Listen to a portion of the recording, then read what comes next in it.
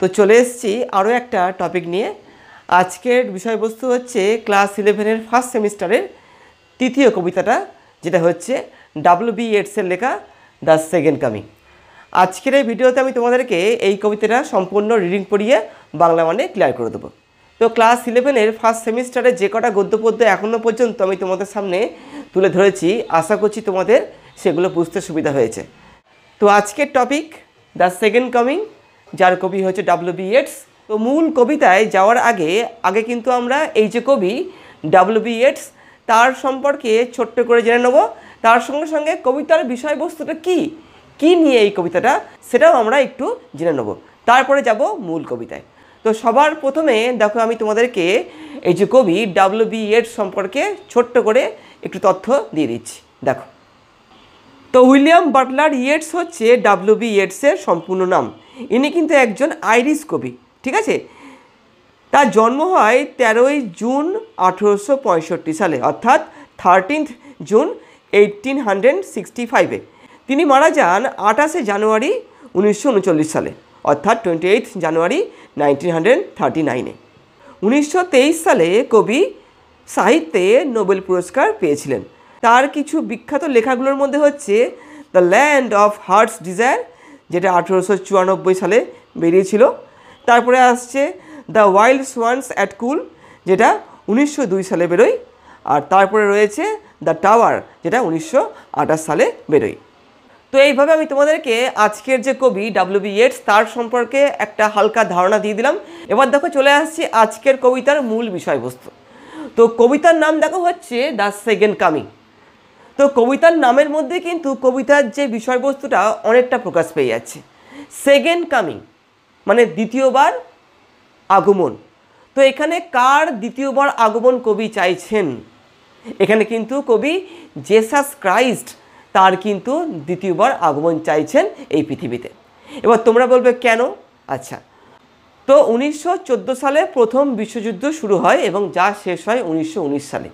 তো ইউরোপিয়ান সভ্যতায় একটা বড় ধস লক্ষ্য করা যায় এই প্রথম বিশ্বযুদ্ধের পরে। চারিদিকে একটা অরাজকতা ছড়িয়ে পড়ে। মানব সভ্যতা, যেটাকে আমরা হিউম্যান সিভিলাইজেশন বলে থাকি, সেটা কিন্তু একটা বড় রকমের বিপর্যয়ের সম্মুখীন হয়ে পড়ে। তো এই মতো অবস্থায় কবি W.B. Yeats চেয়েছিলেন যে জেসাস ক্রাইস্ট যেন দ্বিতীয়বার পৃথিবীতে আসুক একটা নতুন অবতার নিয়ে। অবতার বলতে এখানে কি বোঝাচ্ছে? তো তোমরা অনেকেই জানো যে হিন্দু ধর্মে 4টে যুগ রয়েছে, যেমন সত্যযুগ, ত্রেতা যুগ, দাপর যুগ ও কলিযুগ। তো এই প্রত্যেকটা যুগে কিন্তু নারায়ণ বিভিন্ন অবতার নিয়ে কি করেছেন? আমাদের পৃথিবীতে এসেছেন এবং পৃথিবীর মানুষকে সমস্ত রকম বিপর্যয় থেকে মুক্ত করেছেন। যদি আমরা সত্য যুগের কথা বলি, দেখো সত্য যুগে কিন্তু নারায়ণ 4টে রূপ নিয়ে এই পৃথিবীতে এসেছিলেন। প্রথমটা হচ্ছে মৎস্য, তারপরটা হচ্ছে কুর্ম, তারপরে হচ্ছে বরাহ এবং শেষে আসছে নরসিংহ রূপে। তারপরে আসছে ত্রেতা যুগ, অর্থাৎ দ্বিতীয় যুগ।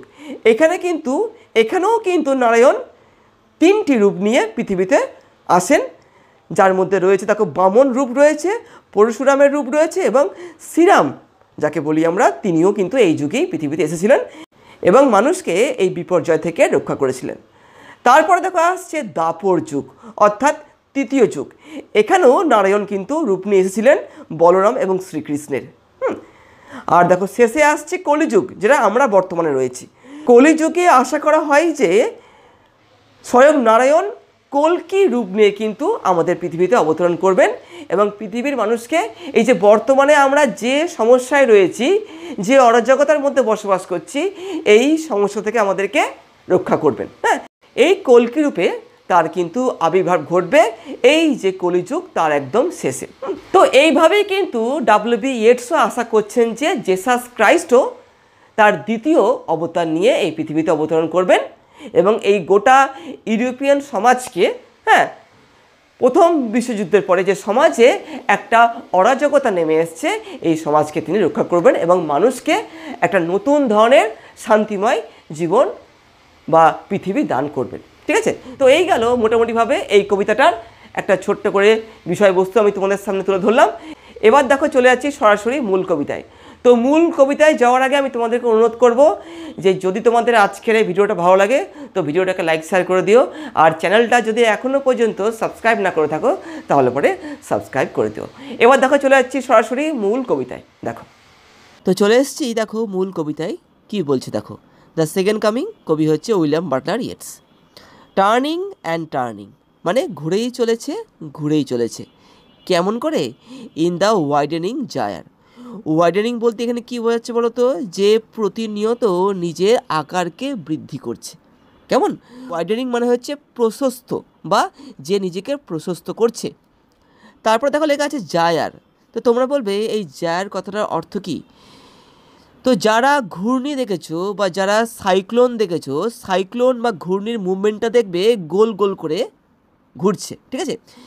আরও ভালো করে তোমরা ব্যাপারটা বুঝবে যদি তোমরা এক বালতি জলের মধ্যে নিজেদের হাতটাকে চুবিয়ে যদি জলটাকে ঘুরিয়ে দাও, এর ফলে জলের ভেতরে যে মুভমেন্টের সৃষ্টি হবে বা যে ঘূর্ণির সৃষ্টি হবে সেটাকেই কিন্তু এখানে জার বলা হচ্ছে।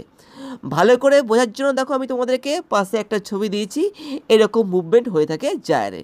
তো আরও ভালো করে বোঝার জন্য দেখো আমি তোমাদেরকে একটা এক্সাম্পল দিয়ে ব্যাপারটা বুঝিয়ে দিচ্ছি। দেখো এক্সাম্পলে কি বলছে। এই ছবিটাকে তোমরা দেখো লক্ষ্য করো, এই দেখো এটা হচ্ছে যে জায়ার, দেখো তার এই আকৃতি এরকম হয়ে থাকে, ঠিক আছে? আর তার যে ভেতরে মুভমেন্টটা দেখো হচ্ছে এইভাবে মুভমেন্টটা কিন্তু হচ্ছে, হ্যাঁ, এরকম করে গোল গোল করে ঘুরে ঘুরে ওপরে গিয়ে কিন্তু এটা চওড়া আকৃতিতে পরিণত হচ্ছে। হ্যাঁ, নিচ থেকে এই জায়ার কি করে? যে কোনো বস্তু বা যা কিছু ওর সামনে আসে সেটাকেও নিয়ে নেয়, নিয়ে নিচের ভেতরে এইভাবে কিন্তু মুভমেন্ট করে ঘোরাতে থাকে, ঠিক আছে? নিয়ে একদম ওপরে গিয়ে কিন্তু ওই বস্তু বা ওই যে কোনো কিছুকে চারদিকে ছুঁড়ে ফেলে দেয়।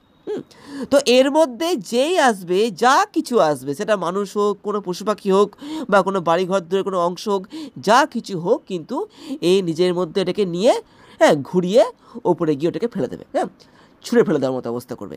তো জায়ারের হচ্ছে এটা স্ট্রাকচার, এবং এইভাবে কিন্তু জায়ারটা কিন্তু ঘুরতে থাকে, ঠিক আছে? ঘুরতে ঘুরতে নিচ থেকে ওপর দিকে ঘুরে, হ্যাঁ, কোনো কিছুকে থ্রো করে। তো কবি এই জায়ারের কথা কিন্তু এখানে উল্লেখ করেছেন, ঠিক আছে? তো আবার দেখো বলছি টার্নিং অ্যান্ড টার্নিং, ঘুরেই চলেছে ওই জায়ারটা, ঘুরেই চলেছে, ঠিক আছে? ইন দ্য ওয়াইডেনিং মানে কি? নিজেকে প্রতিনিয়ত কিন্তু বিস্তার করছে। মানে ওই জায়ারটা যদি বেশ শক্তিশালী হয়, অর্থাৎ তার ভেতরে যে মুভমেন্টটা হচ্ছে যদি ওটা বেশ শক্তিশালী হয়, তাহলে পরে কী হবে? তাহলে পরে ওর আকারটা কিন্তু প্রতিনিয়ত, হ্যাঁ, বৃদ্ধি পাবে। তো যখন দেখবে সাইক্লোন হয় তার মুভমেন্টটা দেখবে টিভিতে দেখায়, গোল গোল করে দেখবে ঘুরছে, হ্যাঁ, ঘুরতে ঘুরতে, হ্যাঁ, কোনো রাজ্যের দিকে বা কোনো দেশের দিকে ওটা এগিয়ে যায়, ঠিক আছে? যত ও শক্তিশালী হয় তত কিন্তু ওর আকারটা আস্তে আস্তে বৃদ্ধি পায়, এই আর কি। তো এই যে জায়ার, এরও কিন্তু আকারটা এইভাবে বৃদ্ধি পাচ্ছে। কার মাধ্যমে? এই দেখো ওয়াইডেনিং, হ্যাঁ, বৃদ্ধি করছে, হ্যাঁ, বা বৃদ্ধি পাচ্ছে। তো তোমরা এখানে বলবে যে এই যে জায়ার, এর মাধ্যমে কবি আমাদেরকে কি বলতে চাইছে, কি বলতে চাইছেন তিনি? আমি যেমনটা তোমাদেরকে একদম প্রথমে বলেছিলাম যে 1914 সালে যে প্রথম বিশ্বযুদ্ধ হয়েছিল, সেই যুদ্ধের পরে, হ্যাঁ, পুরো গোটা বিশ্ব জুড়ে যে একটা বিশৃঙ্খলার সৃষ্টি হয়েছিল, যে অরাজকতার সৃষ্টি হয়েছিল, মানুষের মধ্যে যে একটা বিশৃঙ্খলার সৃষ্টি হয়েছিল, মানুষ যে কোনো কিছুকে মানছিল না, একটা বেনিয়মের সৃষ্টি হয়েছিল, হ্যাঁ, চারদিকে হত্যা, চারদিকে ধ্বংস, হ্যাঁ, মানুষজন সবাই কাঁদছে, সব কিছু শেষ হয়ে গেছে, এমন একটা পরিস্থিতি তখন, এই ধরনের একটা পরিস্থিতি কিন্তু তখন তৈরি হয়েছিল। এবং ওই পরিস্থিতিটা প্রতিনিয়ত যেন আরও বড় আকার ধারণ করছিল। সেই বড় আকারটাকে বোঝানোর জন্য কবি কিন্তু এখানে এই যে জায়ারের এক্সাম্পলটা দিয়েছেন। মানে জায়ারের মাধ্যমে তিনি বুঝিয়ে দিচ্ছেন যে যেমনটা একটা জায়ার প্রতিনিয়ত শক্তি সঞ্চয় করে করে নিজেকে আরও আকারে বড় করে তোলে, ঠিক তেমনটাই প্রথম বিশ্বযুদ্ধের পরে কিন্তু মানব সমাজে যে ধ্বংস নেমে এসেছিল সেটাও কিন্তু প্রতিনিয়ত বাড়ছিল। ঠিক আছে? তো নিশ্চয়ই তোমরা বুঝতে পারলে। The falcon cannot hear the falconer. আচ্ছা, ফ্যালকন মানে হচ্ছে বাজ পাখি, ঠিক আছে? আর ফ্যালকনার বলতে কাকে বোঝাচ্ছে? যে ব্যক্তি একটা বাজ পাখিকে নিয়ন্ত্রণ করে বা ওকে ট্রেন করে। হ্যাঁ, বিদেশে কি হয়, বাজ পাখিকে ধরে ওকে ট্রেনিং দেওয়া হয় বিভিন্ন ধরনের কাজ করানোর জন্য। তো এই যে ফ্যালকন, সে কিন্তু ফ্যালকনার মানে তার যে প্রশিক্ষক তার কথাই কিন্তু সব কিছু করে থাকে। কিন্তু কবি এখানে কি বলছেন, the falcon cannot hear the falconer, মানে কি সেই বাজ পাখিটা কিন্তু কি আর তার যে ট্রেনার বা তার যে প্রশিক্ষক তাকে কিন্তু শুনতে পাচ্ছে না, বা সে যা বলছে সেটা কিন্তু সে করছে না। তো এখানেও কবি কিন্তু একটা এক্সাম্পল দিয়েছেন। হ্যাঁ, তো এখানে কবি এই যে ফ্যালকনকে তুলনা করেছেন আমাদের পুরো মানব জাতির সঙ্গে, ঠিক আছে। আর ফ্যালকনারকে তুলনা করেছেন কার সঙ্গে? ঈশ্বরের সাথে, ঠিক আছে। এটা বিশ্বাস করা হয় যে আমাদের জীবনে যা কিছু ঘটছে তাই কিন্তু ঈশ্বরের দ্বারা পরিচালিত, বা ঈশ্বর এটা করে থাকছেন। হ্যাঁ, আমরা কিন্তু ঈশ্বরের দ্বারাই পরিচালিত হয়ে থাকি। কিন্তু এখানে কবি কি বলছেন যে প্রথম বিশ্বযুদ্ধের পরে চারিদিকে একটা অরাজকতার সৃষ্টি হয়েছিল, যেখানে মানুষ কিন্তু তখন আর ঈশ্বরের কথা শুনছিল না। তো এখানে কবি ফ্যালকনকে তুলনা করছেন সেই সময়কার মানুষদের মতো, আর ফ্যালকনার হচ্ছে ঈশ্বর, গড, যে মানুষকে সৃষ্টি করেছে এবং যার কথা মতো মানুষের চলা উচিত। হ্যাঁ, সেই সময় কিন্তু মানুষ ঈশ্বরের কথা আর শুনছিল না। তো এটা এখানে বলছে the falcon cannot hear the falconer, ঠিক আছে। দেখো তারপরে আসছে আবার, থিংস ফল অ্যাপার্ট, মানে কি সব কিছু যেন চারদিকে ছড়িয়ে ছিটিয়ে যাচ্ছে, মানে কোনো কিছু আর এক জায়গায় কেন্দ্রীভূত নয়, মানে কেউ কোনো কিছুকে শুনছে না, বুঝছে না, বা কোনো নিয়মকে মানছে না। হ্যাঁ, আমাদের যে সমাজটা যেখানে আমরা বসবাস করি সেখানে একটা নিয়ম রয়েছে, হ্যাঁ, যেখানে কিছু আইন কানুন রয়েছে যেগুলোকে মেনে আমাদের চলতে হয়, এবং এই আইন কানুন বা নিয়মটা আমাদের কি সাহায্য করে, যাতে আমরা একটা সুষ্ঠু শান্তিময় জীবনকে পালন করতে পারি বা বাঁচতে পারি এই জীবনটাকে সুস্থভাবে এবং ভালো করে। কিন্তু যদি এই নিয়মটা উঠে যায় তাহলে পরে কী হবে, মানুষ কিন্তু একদম বেলাগাম হয়ে যাবে। এটাই হয়েছিল সেই সময়।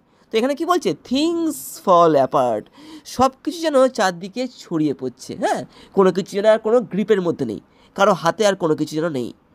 দ্য সেন্টার ক্যানট হোল্ড, মানে কি কোনো কিছু কিন্তু আর সেন্টারাইজড নয়। সেন্টারাইজড বলতে এই যে চারদিকে যা কিছু ঘটে চলেছে এটা যেন নিয়ন্ত্রণের বাইরে চলে গেছে, কেউ কিন্তু এই বিষয়গুলোকে নিয়ন্ত্রণ করতে পারছে না। এটাই বলছে এখানে। তারপর দেখো কি বলছে, মেয়ার অ্যানার্কি, দেখো অ্যানার্কি মানে হচ্ছে বিশৃঙ্খলা, হ্যাঁ, বা অরাজকতা, ঠিক আছে। মেয়ার anarchy is লুজেন্ড upon the world, গোটা বিশ্বে যেন কি অরাজকতা ছড়িয়ে পড়েছে। একটু আগে বললাম নিয়ম কারণ কিচ্ছু নেই, চারদিকে ধ্বংস, খুন, জখম, হত্যা এই সব চলছে। কবি যখন দেখছেন এই সব কিছুকে তার মনে হচ্ছে কি যেন কি চারিদিকে যেন অরাজকতা ছড়িয়ে পড়েছে, ঠিক আছে।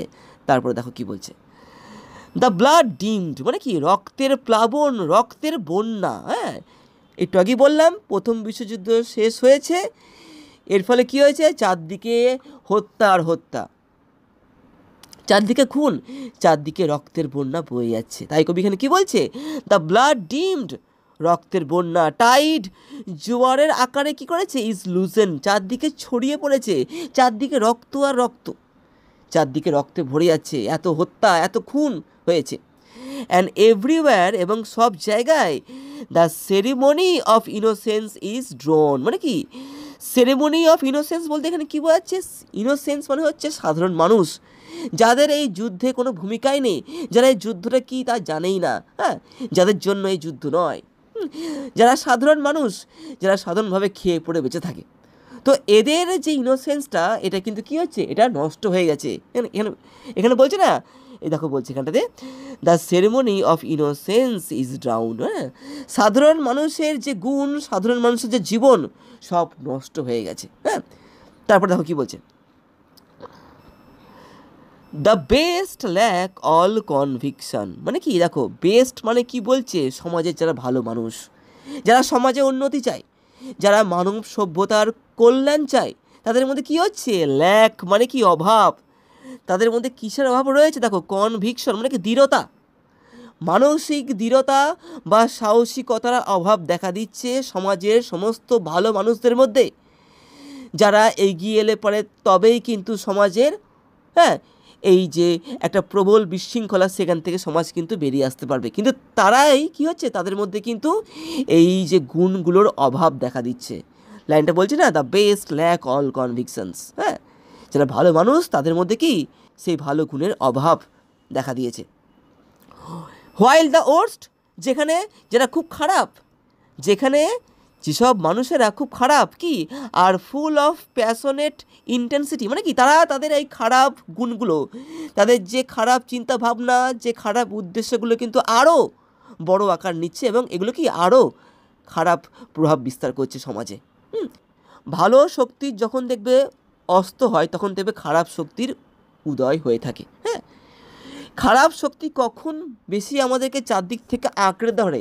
যখন আমাদের চারপাশে ভালো শক্তি থাকে না। কবি এটা বলার চেষ্টা করছে, যেখানে ভালো মানুষগুলো পিছিয়ে পড়ছে, যেখানে ভালো মানুষগুলোর মধ্যে ভালো গুণগুলোর অভাব দেখা দিচ্ছে, তখনই কিন্তু খারাপ মানুষগুলো মাথা চাড়া দিয়ে উঠছে এবং তাদের খারাপ কাজগুলো করার চেষ্টা করছে। ঠিক আছে, তো এই স্ট্যাঞ্জার মধ্যে দিয়ে কবি কিন্তু এই বিষয়গুলো দেখানোর চেষ্টা করলো। হ্যাঁ, কীভাবে প্রথম বিশ্বযুদ্ধের পরে গোটা ইউরোপ তথা গোটা বিশ্বে কেমন পরিস্থিতির সৃষ্টি হয়েছিল।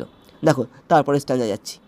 সিওরলি, নিশ্চিতভাবে, সাম রিভিলেশন ইজ অ্যাট হ্যান্ড। হ্যাঁ, কিছু একটা ঘটতে চলেছে। হ্যাঁ, যা কখন ঘটবে? অ্যাট হ্যান্ড, এই ঘটলো বলে, একদম কাছে যেটা। হ্যাঁ, মানে এই ঘটলো বলে। তো surely some revelation is at hand. হ্যাঁ, কবি ভাবছেন যে এই যে পরিস্থিতির সৃষ্টি হয়েছে, চারদিকে যে সব কিছু যে ধ্বংস তার চরম পর্যায়ে, তো কবি মনে করছেন, কবি একটা আশাবাদী কিন্তু। হ্যাঁ, কবি কিন্তু এখানে অপটিমিস্টিক। তো কবি আশা করছেন যে এই মুহূর্তে কোনো না কোনো কিছু একটা ঘটতে চলেছে, কোনো না কোনো কিছু একটা ঘটতে চলেছে। হ্যাঁ, যেটা হতে আর দেরি নেই। যত রাত গভীর হবে, যত চারদিকে অন্ধকার ঘনীভূত হবে, এর অর্থ কি? এর অর্থ হচ্ছে তত কি দিন বা সূর্যের আলো আসন্ন। তো তাই কবি এখানে কি বলছে? Surely some revelation is at hand. হ্যাঁ, কবি আশা করছেন কি? কবি আশা করছেন কোনো কিছু একটা ঘটতে চলেছে। হ্যাঁ, কোনো কিছু একটা প্রকাশ পেতে চলেছে। দেখো, surely the second coming is at hand. হ্যাঁ, নিশ্চিতভাবে দ্বিতীয়বার আগমন হতে চলেছে সে শক্তির। হ্যাঁ, ইজ অ্যাট হ্যান্ড, কেমন?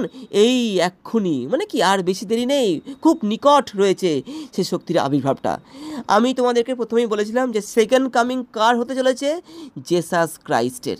হ্যাঁ, তো আজ থেকে প্রায় 2000 বছর পূর্বে জেসাস ক্রাইস্ট পৃথিবীতে এসেছিলেন এবং পৃথিবীর মানুষকে বা মানব সভ্যতাকে তিনি কিন্তু রক্ষা করেছিলেন। হ্যাঁ, সেই সময় তৎকালীন সমাজে যে বিশৃঙ্খলা, যে অনাচার, অ্যানার্কি যাকে বলি আমরা, সেটাকে দূর করার জন্য তখনও কিন্তু জেসাস যেভাবে এসেছিলেন, কবি কি আশা করছেন? এবারও কিন্তু জেসাস আসবেন তার আরও একটা রূপ নিয়ে।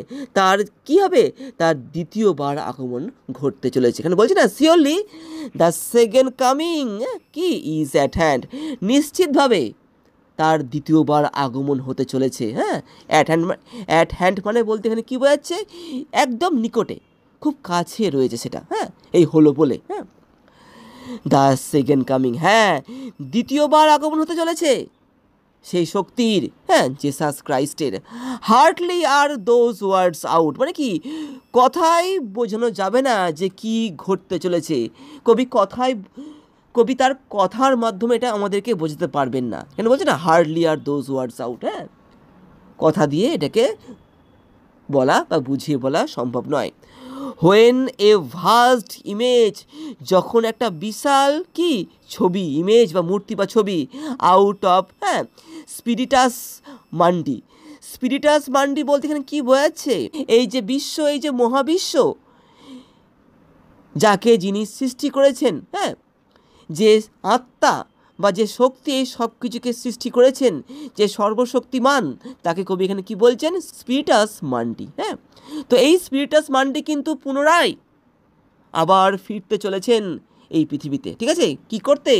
এই যে চারদিকে অরাজকতা, এই যে চারদিকে ললেসনেস, এই যে চারদিকে অ্যানার্কি ঘটেই চলেছে, চারদিকে ধ্বংসলীলা চলছে, এই সব কিছুকে বন্ধ করার জন্য এই শক্তির আগমন আবার হতে চলেছে।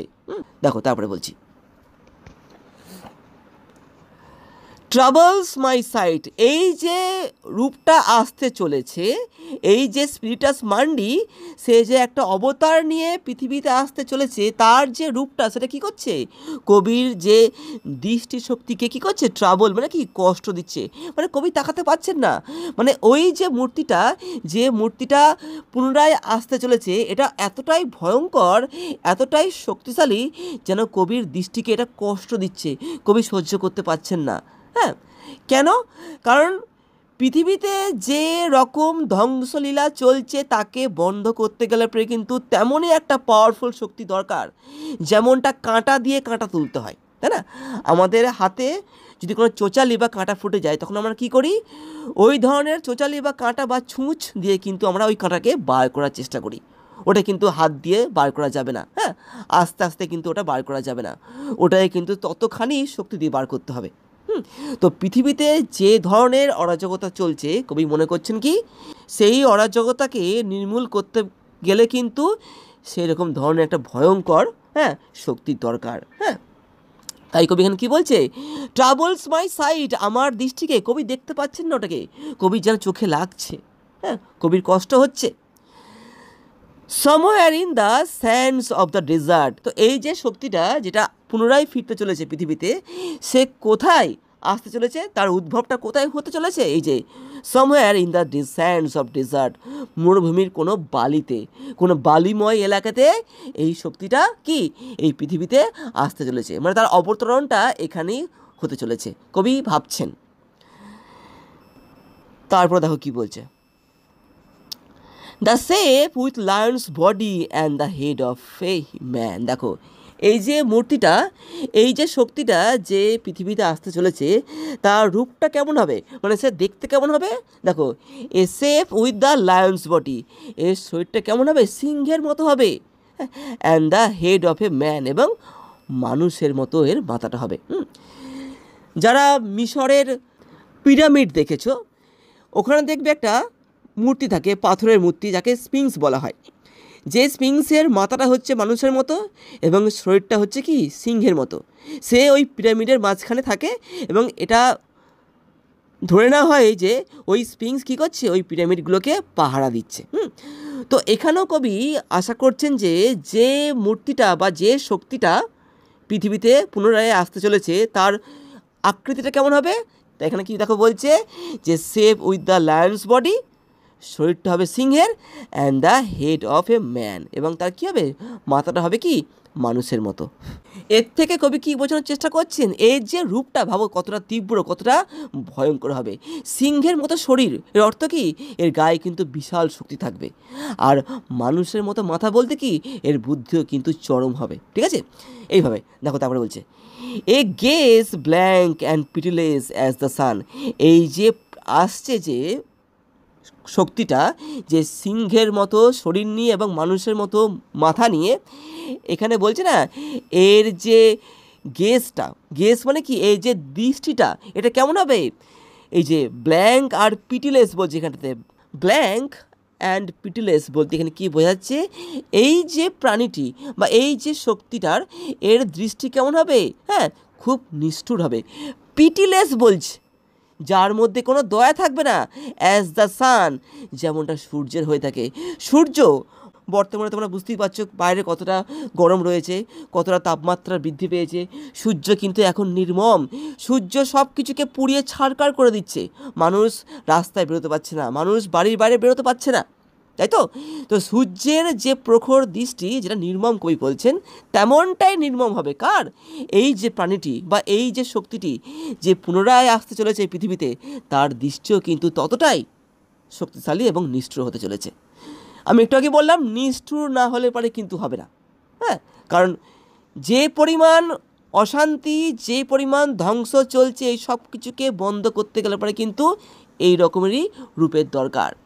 যেমনটা আমি তোমাদেরকে একটু আগে বললাম যে হিন্দু ধর্মের মতে কলিযুগ যেটা আমরা বর্তমানে রয়েছি, কলিযুগের শেষে আসবে কল্কি, যে ঘোড়ায় চড়ে আসবে, সাদা ঘোড়ায় চড়ে, এবং এই পৃথিবীর প্রত্যেকটা অসৎ মানুষকে কিন্তু সে শেষ করে দেবে বা নির্মূল করে দেবে তার হাতে থাকা ওই তরোয়ালের মাধ্যমে।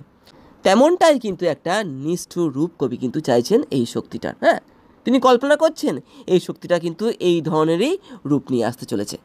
দেখো তারপরে কি বলছে, ইজ মুভিং ইট স্লো থাই, থাই মানে কি জাং, হ্যাঁ, যেটাকে আমরা দাবনা বলি পায়ের। হ্যাঁ, তো এই জাঙের ওপরে ভর করে কিন্তু ও কী করছে, আস্তে আস্তে এগিয়ে আসছে এই প্রাণীটা বা এই শক্তিটা তার যে থাই বলছে এখানটাতে, জাং যেটাকে বলি আমরা, ওর ওপরে ভর দিয়ে কিন্তু ও আস্তে আস্তে এগিয়ে চলেছে।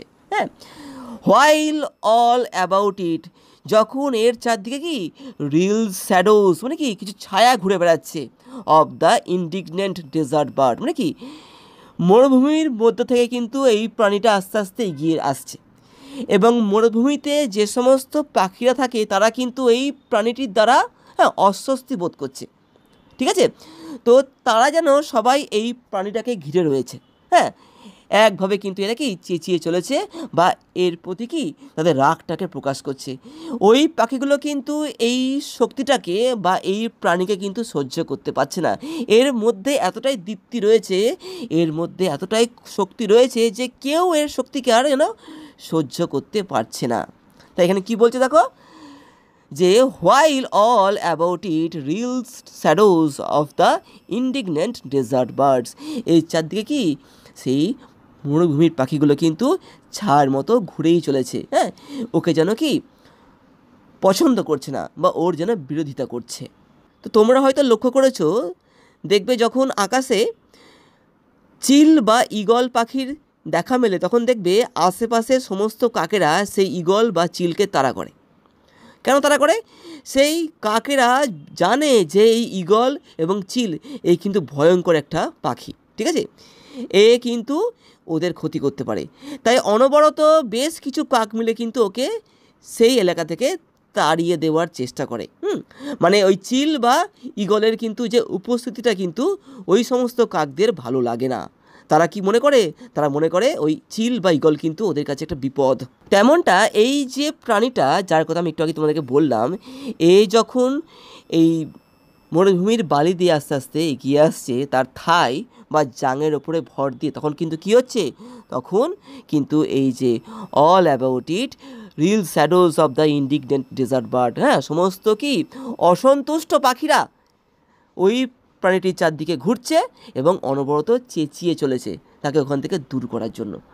মানে ওই যে শক্তিটার ওর উপস্থিতি কিন্তু ওই পাখিদের ভালো লাগছে না। ঠিক আছে, এইভাবে এই স্ট্যান্জাটা এই বিষয়টাকে ফোকাস করলো। দেখো এবারে তারপরে স্ট্যান্জায় আসছি। ডার্কনেস ড্রপস এগেইন মানে কি অন্ধকার আবার নেমে এলো।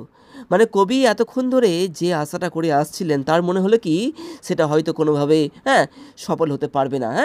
তিনি হয়তো ভাবছেন যে তিনি এত কিছু ভাবছেন, যে শক্তির আগমনের কথা ভাবছেন, হয়তো শেষ পর্যন্ত সেটা হয়ে উঠবে না। বাট নাও কিন্তু এখন আমি জানি কি that 20 centuries of stony sleep, এই 2000 বছর ধরে যে পাথরের মতো যে ঘুমিয়েছে, কে ঘুমিয়েছে? এই যে শক্তিটা এখন আসতে চলেছে। আজ থেকে 2000 বছর আগে কিন্তু এই শক্তিটা পৃথিবীতে এসেছিল জেসাস ক্রাইস্টের রূপ নিয়ে।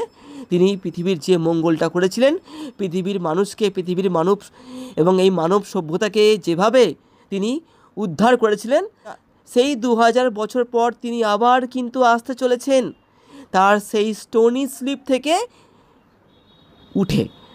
তিনি যে 2000 বছর ধরে একটা শান্তির ঘুম ঘুমাচ্ছিল, বলছেন এখানে স্টোনি স্লিপ, এক মনে একভাবে তিনি ঘুমিয়ে আসছিলেন, যাকে বলছে এখানে কি স্টোনি স্লিপ, সেইখান থেকে জেগে তিনি আবার আসছেন।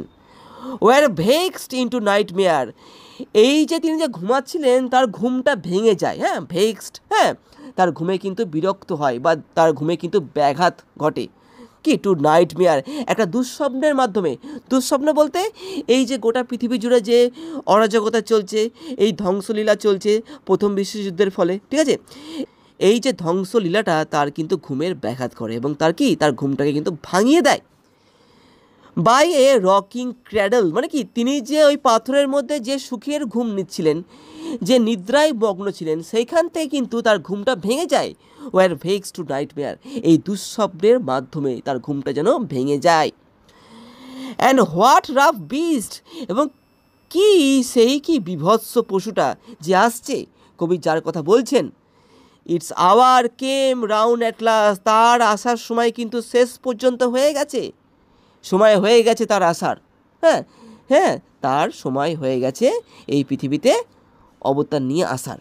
স্লাউচেস towards Bethlehem to be born, মানে কি স্লাউচেস বলতে এখানে কী বোঝাচ্ছে, তার যে অকওয়ার্ড একটা যে গতি রয়েছে, ওই যে পশুটা যেভাবে যে তার জাঙের উপর ভর দিয়ে আস্তে আস্তে এগিয়ে আসছে, সে কোন দিকে এগিয়ে আসছে, সে কিন্তু এই যে বেথলেহেম, যেখানে জিসাস ক্রাইস্টের জন্ম হয়েছিল আজ থেকে 2000 বছর পূর্বে, যখন তিনি প্রথম পৃথিবীতে এসেছিলেন পৃথিবীর মানব সভ্যতাকে উদ্ধার করার জন্য, সেখানে কিন্তু কী করছে এই যে এই পশুটা, ঠিক আছে, এই যে পশুটা সে কিন্তু আস্তে আস্তে তার অকওয়ার্ড মুভমেন্ট করে কিন্তু সে সেই দিকে এগিয়ে চলেছে। কবি কী ভাবছেন, কবি ভাবছেন যে এই যে পশুটা যে আকার নিয়ে, অর্থাৎ এই যে সিংহের শরীর এবং মানুষের মাথা নিয়ে পৃথিবীতে এসছে, সে এগিয়ে চলেছে এই বেথলেহেমের দিকে, এবং বেথলেহেমে গিয়ে সে হয়তো আবার পুনর্জন্ম নেবে কারো গর্বে, এবং সে আবার একটা মানুষের রূপ নিয়ে, মানে অবতারটা তো মানুষের নিতে হবে না, মানুষের রূপ নিতে এখানে আসবে, সে তো আর সিংহের শরীর এবং মাথা নিয়ে এখানে আসবে না। জেসাস যেমন এসেছিলেন এই পৃথিবীতে মানুষের রূপ নিয়ে, সেরকমটাও কিন্তু এই পশুটা বেথলেহেমে গিয়ে সেখানে তার পুনর্জন্ম হবে, এবং সেখানে তিনি আবার জন্ম নিয়ে পৃথিবীতে আসবেন এবং পৃথিবীর মানুষ এবং মানব সভ্যতাকে উদ্ধার করবেন এই ধ্বংসলীলার হাত থেকে, যা প্রথম বিশ্বযুদ্ধের ফলে ঘটে চলেছে। তো এইভাবে কবি আশা করছেন যে জেসাস ক্রাইস্ট তার দ্বিতীয় অবতার নিয়ে পৃথিবীতে আসবেন, যেমনটা তিনি আজ থেকে 2000 বছর পূর্বে এসেছিলেন এবং পৃথিবীর মানব সভ্যতাকে উদ্ধার করেছিলেন, সেরমটাই এবারও আসবেন। এবং এবারও তিনি কী করবেন, পুরো মানব সভ্যতা বা পুরো মানব সমাজকে এই জ্বালা যন্ত্রণা, এই ধ্বংস থেকে মুক্তি দেবেন এইভাবে। তো এইভাবে সম্পূর্ণ কবিতায় কিন্তু কবি তার অপটিমিস্টিক ভিউটাকে দেখালেন। প্রথম থেকে শেষ অবধি যে সমস্ত সমস্যাগুলো এখানে তুলে ধরা হলো এবং তার যে সমাধানটা সেটা কার হাতে রয়েছে, সেটা কিন্তু রয়েছে জেসাস ক্রাইস্ট, অর্থাৎ তিনি এসে কিন্তু এই পৃথিবীকে মুক্তি দেবেন। তো এইভাবে আমি তোমাদেরকে সম্পূর্ণ কবিতাটা রিডিং পড়িয়ে বাংলা মানে বলে দিলাম, তার সঙ্গে সঙ্গে আমি তোমাদেরকে ওয়ার্ড মিনিংও পাশাপাশি দিয়ে দিলাম। আশা করব তোমাদের বুঝতে অসুবিধা হয়নি। পরের ভিডিওতে আমি এই কবিতা থেকে MCQ type question answer solve করে দেখিয়ে দেবো। তো আজকে এখানেই থাকলো, আবার দেখা হবে আরও একটা গুরুত্বপূর্ণ এই ধরনের ভিডিওর সাথে। ভালো থেকো, বাই।